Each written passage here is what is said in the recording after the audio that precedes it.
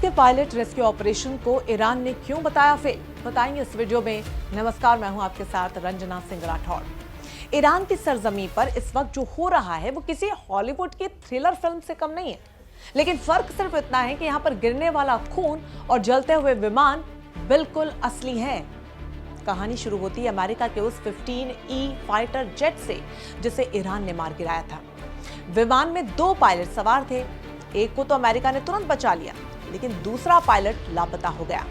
अब कल्पना कीजिए कि एक तरफ ईरान की सेना उसे पागलों की तरह ढूंढ रही थी, पायलट के सर पर इनाम रखा जा चुका था, तो वहीं दूसरी तरफ अमेरिका के लिए ये उसकी साख और गुरूर की लड़ाई बन गई थी। अमेरिका अपने पायलट को दुश्मन के हाथ लगने देकर अपनी बेइज्जती नहीं करवाना चाहता था, और आखिरकार वो खबर सामने आई जिसका इंतजार पूरी दुनिया कर रही थी। अमेरिका ने ईरान के भीतर घुस के अपने दूसरे पायलट को निकाल लिया, लेकिन क्या यह मिशन वाकई कामयाब रहा?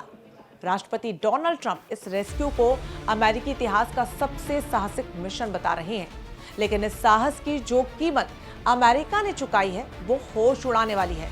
इस ऑपरेशन को अंजाम देने के लिए ट्रंप के निर्देश पर दुनिया के सबसे घातक हथियारों से लैस दर्जनों विमान और सैकड़ों स्पेशल कमांडोज ईरान के भीतरी इलाके में भेजे गए। इस्फहान के पास अमेरिकी कमांडो और ईरानी सेना के बीच सीधी मुठभेड़ हुई।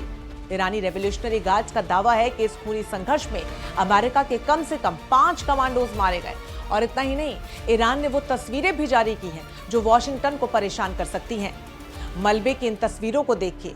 ईरान का ये दावा है कि उसने अमेरिका का एक विशाल C-130 ट्रांसपोर्ट विमान, 2 ब्लैक हॉक हेलीकॉप्टर और एक इजरायली ड्रोन को मार गिराया।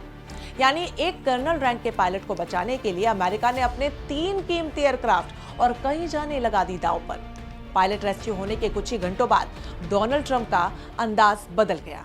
पहले उन्होंने इसे एक बड़ी जीत बताया, लेकिन फिर उनके ट्रूथ सोशल पर एक ऐसा पोस्ट उनके जरिए सामने आया जिसने तीसरे विश्व युद्ध की आहट दे दी है। ट्रंप ने सीधे तौर पर ईरान को चेतावनी देते हुए लिखा कि आने वाले मंगलवार को ईरान में पावर प्लांट दिवस और पुल दिवस मनाया जाएगा। इसका मतलब साफ है कि अमेरिका अब ईरान के बिजली घरों और पुलों को निशाना बनाने की तैयारी कर चुका है। ट्रंप ने बेहद सख्त लहजे में कहा, स्ट्रेट ऑफ हॉर्मुज खोल दो, तुम पागलो वरना नरक में जाओगे। ये धमकी एक भीषण युद्ध के शुरुआत की तरफ इशारा कर रही है।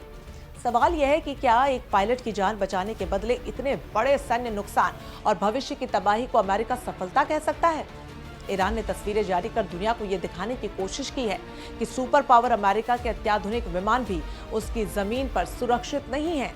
इस्फहान की पहाड़ियों से उठता धुआं और जलते हुए C-130 के अवशेष ये गवाही दे रहे हैं कि ये जंग अब उस मोड़ पर आ पहुंची है जहां से वापसी का रास्ता नहीं नजर आता। क्या ट्रंप वाकई ईरान के पावर प्लांट्स को राख में बदल देंगे?